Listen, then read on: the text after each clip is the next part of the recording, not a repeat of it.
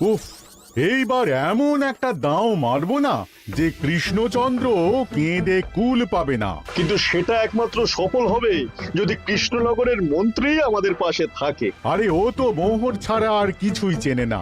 ওকে খবর দিয়েছি এক্ষুনি এলো বলে। রাজামশাই, কৃষ্ণনগরের মন্ত্রী এসেছেন। ওকে ভেতরে পাঠিয়ে দাও। প্রণাম খাম্বাজরাজ। এ কি রানীমা, আপনি? আমি তোমাদের কৃষ্ণনগরের রানী নই। আমার নাম ললনা। আমি হরেক রকমের গলায় কথা বলতে পারি। এটা আমার আসল গলা। ওরে বাবা রে বাবা রে বাবা, আপনি তো প্রতিভার জলজ্যান্ত রূপ। একে আপনি কোথা থেকে পেলেন খাম্বাজরাজ? বেশ কিছুদিন আগে একটা যাত্রা দেখতে গিয়ে ললনার সাথে পরিচয় হয়। ওর ব্যাপারে সবকিছু জানার পরে আমার মাথায় একটা বুদ্ধি খেলে যায়। তাই আপনি আমাকে ডেকে পাঠিয়েছেন, তাই তো? একদম তাই। আমার একটা পরিকল্পনা আছে। ছলে বলে কৌশলে ওই কৃষ্ণনগরের আসল রানীকে কিছুদিনের জন্য বাইরে পাঠাতে হবে, আর সেই সুযোগে সেসব দায়িত্ব আমার ওপরে ছেড়ে দিন। আমি নিজের দায়িত্ব নিয়ে ললনাকে কৃষ্ণনগরের রানীর সমস্ত আদব কায়দা শিখিয়ে দিয়েছি। এখন শুধু আমি বাকি ব্যাপার নিয়ন্ত্রণ করব। এখন মহারাজ বাৎসরিক হিসেব নিয়ে ব্যস্ত, তাই রানীমা চলে যাবেন আর তার বদলে ঢুকবে ললনা দেবী। তাহলে আর দেরি কেন? আজ রাতেই বেরিয়ে পড়ো। আর যদি আমার পরিকল্পনা অনুযায়ী এগোতে পারো, তাহলে কিছুদিন পরে তুমি হয়ে উঠবে কৃষ্ণনগরের রাজা। আমার কত দিনের আশা। চলুন তাহলে। হ্যাঁ চলুন, রাজবাড়ির বাকি ব্যাপার যেতে যেতে বুঝিয়ে দেব। রানীমা কিভাবে কথা বলেন, কাকে কি বলে ডাকেন, রাজবাড়ির কোথায় কি আছে সব।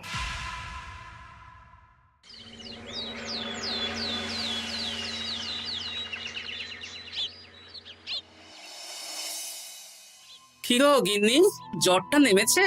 এই জ্বরটা কমেছে, কিন্তু শরীরটা খুব দুর্বল গো। তুমি পারলে ভাতটা রান্না করে রাজবাড়ি যাও। আমি বেলার দিকে এই কিছু একটা তরকারি করব। না না গিন্নি, তোমাকে এই শরীরে রান্না করতে হবে না। আমি তরকারির সবজি কুটে রাখছি। হ্যাঁ, ওই পুটির মাকে বলে রাখবো, ও এসে রান্না করে দেবে। তাহলে তো ভালোই হয়। জ্বরে একেবারে শরীরটা দুর্বল করে দিয়েছে গো। হ্যাঁ, তুমি বিশ্রাম নাও গিন্নি, আমি রান্নাঘরে যাই। কি গোপাল আজকে এখনো এলো না? ও কোনোদিন সময় এসেছে মহারাজ? ওকে তাড়িয়ে আপনি একটা কাককে রাজসভায় রাখলেও সে সময়ে আসবে। আসলে গোপালের গিন্নির খুব জ্বর, আমি দেখে এসেছি। তাই হয়তো ওর গিন্নির সেবা শুশ্রূষা করতে গিয়ে গোপালের দেরি হচ্ছে। তোমাকে আর গোপালের হয়ে কাসুন্দি গাইতে হবে না। এই তোমরা থামো তো। একটু দেরি হয়ে গেল মহারাজ। আসলে গিন্নির খুব জ্বর, তাই কিছুটা রান্না করে এলাম। আচ্ছা আচ্ছা আচ্ছা, তা এখন তোমার গিন্নির শরীর কেমন আছে? আগের থেকে ভালো আছে মহারাজ। জ্বরটা কমেছে, কিন্তু শরীর খুব দুর্বল। বেশ বেশ, একটু যত্নআত্তি করো। যাই হোক, আজকে সারা বছরের খরচের হিসেব আর আগামী অর্থনৈতিক বছরের প্রকল্প নিয়ে আলোচনা হবে। আলোচনা শুরু করা হোক।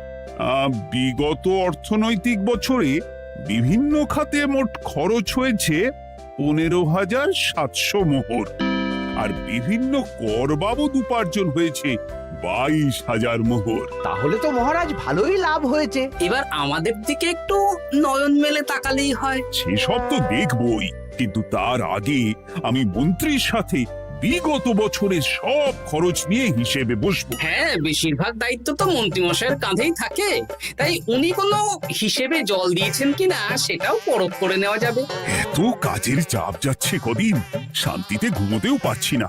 মন্ত্রী, তুমি আজ বিকেলে রাজবাড়িতে চলে এসো। বিগত অর্থনৈতিক বছরের হিসেবগুলো একবার দুজনে বসে মিলিয়ে নেব। আচ্ছা মহারাজ, যা করার তাড়াতাড়ি করে নিতে হবে। এখন দেরি করলেই এই বছরের প্রকল্পগুলো শুরু করতে দেরি হয়ে যাবে। মহারাজের জয় হোক। বলো প্রহরী, তুমি কি কিছু বলবে? মহারাজ, একজন কালো চাদর মুড়ি দেওয়ার লোক এলেন আর আমার হাতে এই চিঠিটা ধরিয়ে দিয়ে চলে গেলেন। এই গরমে চাদর মুড়ি? অদ্ভুত লোকটা। কি রে বাবা? সর্বনাশ! কি হলো? তোমাদের রানীমার জ্যাঠামশাই খুব অসুস্থ, তাই পরিবারের সবার সাথে দেখা করতে চান। ও মা গো, আজ সভা এখানেই শেষ। এইবার শুরু হবে আসল খেলা। কি বলছেন মহারাজ? হ্যাঁ রানী, আমাকে এক্ষুনি জ্যাঠামশাইয়ের কাছে যাওয়ার বন্দোবস্ত করে দিন মহারাজ। কিন্তু রানী, তোমার জ্যাঠামশাইয়ের বাড়ি কৃষ্ণনগর থেকে ঘোড়ার গাড়িতে গেলেও তো 1.5 দিন সময় লেগে যাবে। এদিকে আমার এত কাজের চাপ। আপনি বরং কয়েকদিন পরে আসুন, আমাকে এক্ষুনি যেতে হবে মহারাজ। বেশ বেশ, আমি তোমার যাওয়ার ব্যবস্থা করছি। সাবধানে যেও রানী, আমি 2-3 দিনের মধ্যেই আসছি।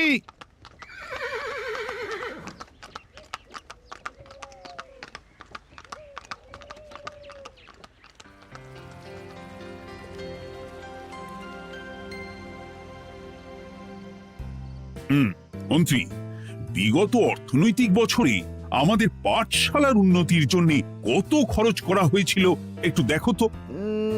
সব মিলিয়ে মোট 150 মোহর মহারাজ। কিন্তু আমার এখানে তো 170 মোহর দেখাচ্ছে। 170 মোহর? তা কি করে হয়? একই রানীমা, আপনি ঘোড়ার গাড়ি করে গেলেন আর হেঁটে চলে এলেন। সে আমার ব্যক্তিগত ব্যাপার, তুমি তোমার কাজ করো।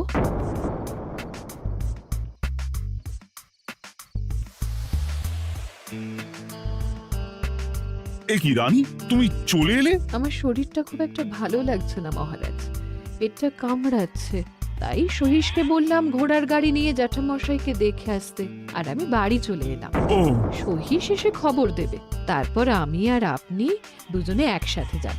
বেশ বেশ, ঠিক আছে রানী, তুমি বিশ্রাম নাও। বিশ্রাম না, আমি একটু স্নান ঘরে যাব, পেটটা কেমন মোচড় দিচ্ছে। মহারাজ কিছুই বুঝতে পারেনি, মজা জমবে।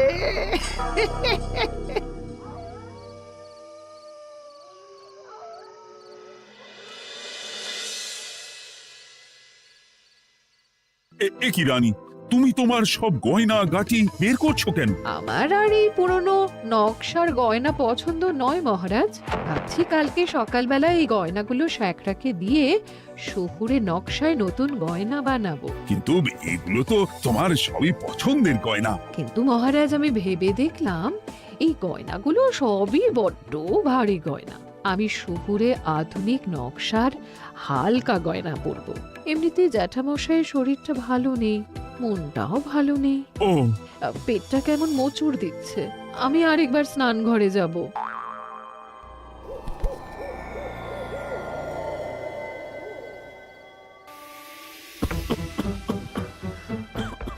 ওই তো মন্ত্রী মশাই এসেছে।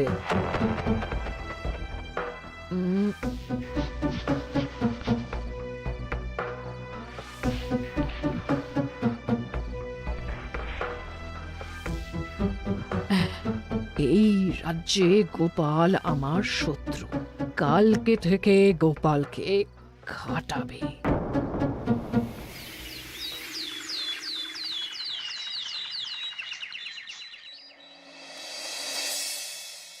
হায় হায় হায়, কি হলো রানী, কি হলো? গতকাল রাতে আমার সমস্ত গয়না চুরি হয়ে গেছে। বলো কি প্রহরী? বলুন মহারাজ। গতকাল রাতে রানীর সব গয়না চুরি হয়ে গেছে। তুমি আরেকজনকে নিয়ে এক্ষুনি খোঁজ করা শুরু করো। যথাজ্ঞা মহারাজ।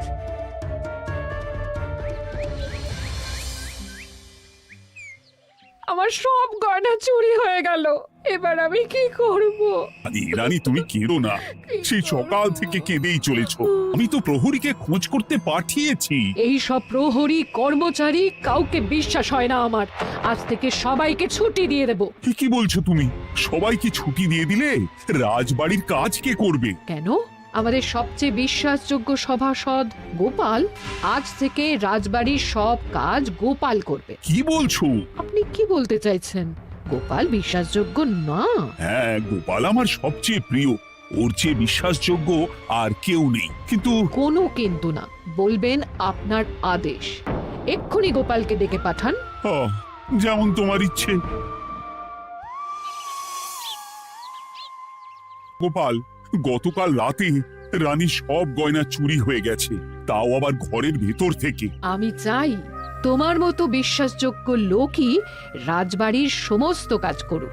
মানেটা ঠিক বুঝতে পারলাম না রানীমা। মানে আমি রাজবাড়ির বেশিরভাগ কর্মচারীকে ছুটি দিয়ে দিচ্ছি, তার বদলে রাজবাড়ির কাজ করবে তুমি। কিন্তু কোনো কিন্তু না। রাজসভার ভাড়ামো অনেক হয়েছে, এবার থেকে তোমার কাজ বাসন মাজা, ঘর মোছা, কাপড় কাচা, পুরো রাজবাড়ি ঝাঁট দিয়ে পরিষ্কার করা। এই সেরেছে। যাও, রান্নাঘর থেকে বাসন নিয়ে পুকুর পাড়ে গিয়ে বাসন মাজবে। এ কি গোপাল, রাজসভা থেকে সোজা পুকুর পাড়ে? কি হয়েছে নাকি? খুব হাসি পাচ্ছে না? হাসি তো পাবেই। নতুন রানীমা আসার পরে তোমার এই হাল করে ছেড়ে দিল। নতুন রানীমা? না, আসলে ঘটা বলতে চাইছে রানীমা তোমাকে নতুন চাকরি দিয়ে এই হাল করলো। ও যা হয়েছে ভালো হয়েছে, আমার পেছনে না লেগে নিজের কাজ করুন যান। কোথায় কি বলতে হয় জানিস না নাকি? অভ্যেস নেই তো, তাই মুখ ফসকে বেরিয়ে গেছে।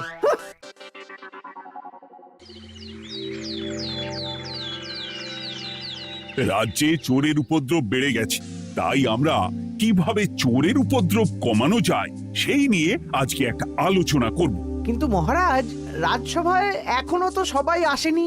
এই তো এসে গেছি। ওই রাজবাড়ির জামা কাপড় কাচ্ছিলাম। এ কি, গোপাল এখন রাজবাড়ির জামা কাপড় কাচে? হ্যাঁ, সেসব করতে গিয়ে আমার নিজের জামা কাপড়ই ভিজে গেল, তাই বদলে এলাম। মহারাজ, রানীমা ঘোড়ার গাড়ি করে এসেছেন। মানেটা কি? রানী তো রাজবাড়িতেই আছে। হে কি মহারাজ, আমি প্রহরীদের কাছে শুনলাম আমার মতন দেখতে কেউ রাজবাড়িতে উড়ে এসে জুড়ে বসেছে। মানে তুমি তো আগেই চলে এলে। কি কাণ্ড! এই কে? শুনলাম আমার মতন দেখতে কেউ এসেছে। ও আচ্ছা, আপনি। তা কি চাই আপনার? বোঝো কাণ্ড, একরকম দেখতে একরকম গলা। এ বলে আমি আসল, ও বলে আমি। হয় হয় হয়, আসল নকল বোঝাই দায়। একটা নয়, দুটো রানী। আমার জ্যাঠামশাই একদম সুস্থ। এই মহিলা নিশ্চয়ই ভুয়ো চিঠি দিয়ে নিজের রাজবাড়িতে ঢোকার সুযোগ খুঁজছিল। একদম বাজে কথা বলবেন না। আপনি কে সত্যি করে বলুন। সমস্যা সমস্যা, ঘোর সমস্যা। আমার কোনো পাণ্ডিত্য দিয়ে বুঝতে পারছি না কে আসল আর কে নকল। আমি আসল, বিশ্বাস করুন। আমি তো এই মাত্র এলাম। না, আপনি নকল, আমি আসল। কিভাবে বুঝবো? আমি বলবো মহারাজ, এই যে এই রানী আসল। হ্যাঁ, কিন্তু মন্ত্রীমশাই, আপনি কি করে বুঝলেন? না মানে এই রানীমা তোমার উপরে এত ভরসা করে রাজবাড়ির কাজ করাচ্ছেন, কাউকে বিশ্বাস করেননি, একমাত্র তোমাকে বিশ্বাস করেছেন। এত ভালোবাসা, এত বিশ্বাস কার থাকতে পারে বলো? মানে গোপাল, তুমি রাজবাড়ির কি কাজ করছো? বাসন মাজা, ঘর মোছা, বাগান পরিষ্কার, অনেক কাজ করছি রানীমা। আপনার সব গয়না চুরি হয়ে গেল, তাই কাউকে বিশ্বাস করা যাবে না বলে ওই রানীমা আমাকে কাজে রাখলেন। এই ওই বন্ধ করে একটা উপায় বের করো। বেশ বেশ, আমি ধরে নিচ্ছি দুজনেই আসল। তাই আপনাদের দুজনকে আমি পরীক্ষা নেব, দেখবো কে উত্তীর্ণ হন। তাই নাও। আপনারা দুজনেই তো সেনাপতিকে চেনেন, বলুন তো সেনাপতির আসল নাম কি? সনাতন সেন। আচ্ছা, আপনাদের বাপের বাড়ি কোথায়? বিজয়গড়। দূর গড়গড় করে সবই বলে দিচ্ছে। এভাবে হবে না, অন্য কোনো উপায় ভাবো। বেশ, সেনাপতি তলোয়ার দাও তো। দিচ্ছি। এই নিন, এই তলোয়ার দিয়ে মহারাজকে মেরে ফেলুন। আপনাদের মধ্যে কে মারতে চান বলুন। এসব তুমি কি বলছো গোপাল? মহারাজ আমার পতি পরমেশ্বর, ওনাকে আমি মারতে পারি? আমি স্বপ্নেও ভাবতে পারিনি গোপাল তুমি এই জঘন্য কাজ আমাকে করতে বলবে। আমি নিজের প্রাণের আহুতি দিতে পারি, কিন্তু মহারাজের গায়ে একটা আঁচড়ও দিতে পারবো না। উফ, খাম্বাজরাজ বেছে বেছে এক ধুরন্ধর নারীকে পাঠিয়েছেন, কোনো জবাব নেই। আমি বুঝতে পারছি না মহারাজ, এনাদের হাবভাব, কথাবার্তা, রূপ সবই একরকম। তবে যিনি ঘোড়ার গাড়ি চেপে এখন ফিরলেন, তিনি আসল হলেও হতে পারেন। আমি আসল, বিশ্বাস করুন। বললেই হলো? আসল হলে প্রমাণ করুন। বেশ, আজকে আর মাথায় কিছু আসছে না। আমি কাল আসব। ততক্ষণ আপনারা দুজনে রাজবাড়ির দুটো ঘরে থাকুন। কি ছক মারিতে পড়লাম রে বাবা।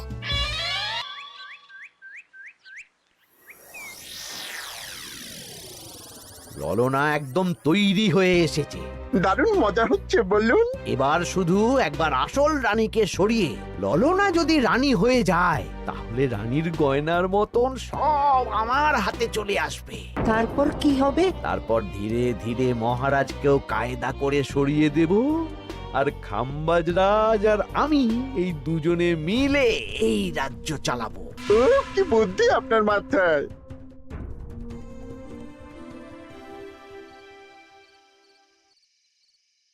বলছি শোনো না, আমার শাড়িটা একটু ছিঁড়ে গেছে গো। তুমি বাজার থেকে কালকে আমার জন্য একটা শাড়ি নিয়ে আসতে পারবে? হ্যাঁ, আচ্ছা বেশ, নিয়ে আসবো শাড়ি।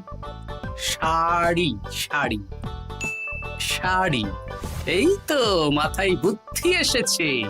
কাল নয়, আজকেই। গোপাল, তুমি কিছু ভাবতে পারলে? মহারাজ, আপনার দুই রানীকে ডাকুন। আমার তো একটাই রানী। ওই হলো মহারাজ, আসল নকল দুজনকেই ডাকুন। কই গো, একটু বাইরে এসো। বলুন মহারাজ, আপনি যাচ্ছেন? আচ্ছা, আমি দুটো শাড়ি নিয়ে এসেছি, লাল শাড়ি আর নীল শাড়ি। এই দুটোই মন্ত্রপুত শাড়ি, এক সিদ্ধ পুরুষ দিয়েছেন। কে তিনি? না, সেসব এখন বলা যাবে না, তবে এই শাড়ি দুটো একটা একটা করে ওনাদের দিয়ে দিন। এবার আমি এই শাড়ির বিশেষত্ব বলি। হ্যাঁ বলো গোপাল, বলো। আপনারা দুজনেই আজ রাতে এই শাড়িটা পরবেন, সারা রাত পরে থাকবেন। এই শাড়িগুলো 12 হাত মাপের শাড়ি। আগামীকাল সূর্যোদয় হওয়ার পরে যার শাড়ি 4 হাত কমবে সেই হবে আসল রানী। আচ্ছা বেশ, তাহলে তোমরা দুজনেই এই শাড়ি পরে থাক। কাল সকাল সকাল রাজসভা বসবে, তখন তোমাদের শাড়ি গোপালের কাছে জমা দিও। আচ্ছা।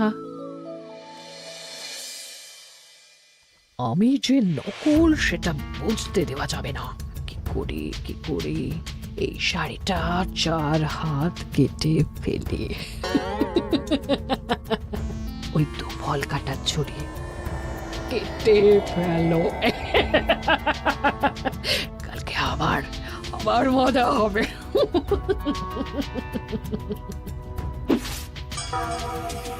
হে ঠাকুর, রক্ষা করো ঠাকুর, আমার শাড়িটা যেন 4 হাত কমে যায়। ঠাকুর রক্ষা করো।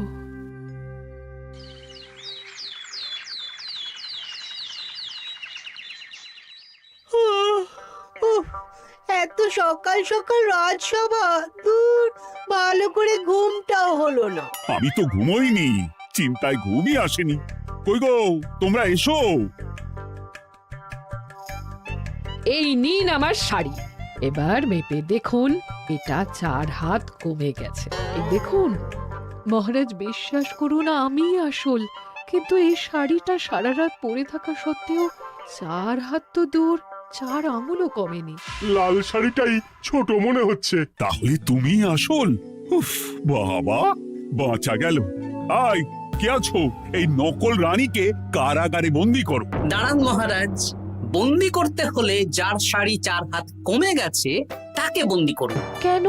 আমার শাড়ি তো 4 হাত কমে গেছে। শর্ত অনুযায়ী যে আসল তার শাড়ি তো 4 হাত কমবে না, আপনি ধরা পড়ে গেছেন নতুন রানীমা। এগুলো কোনো মন্ত্রপুত শাড়িই নয়, এগুলো আমার পরিকল্পনার প্যাচ। আপনি নিশ্চয়ই নিজেকে আসল প্রমাণ করার জন্য শাড়িটা কেটেছেন। না মানে, না না না, তাহলে কমলো কি করে? না মানে হয়ে গেল। সত্যি গোপাল, তোমার বুদ্ধির জবাব নেই। গোপাল, তুমি আমাকে বাঁচালে। এই যে নতুন রানীমা, চুপ করে কেন? ওকে আমি কারাগারে গিয়ে বেত মারছি, তাহলেই সব বলবে। বল, কে তুই বল? আসলে মানে আমার নাম ললনা। আমি যাত্রাপালা করি, অনেক রকম গলায় কথা বলতে পারি। কদিন আগে খাম্বাজ রাজ আর এই মন্ত্রী মশাই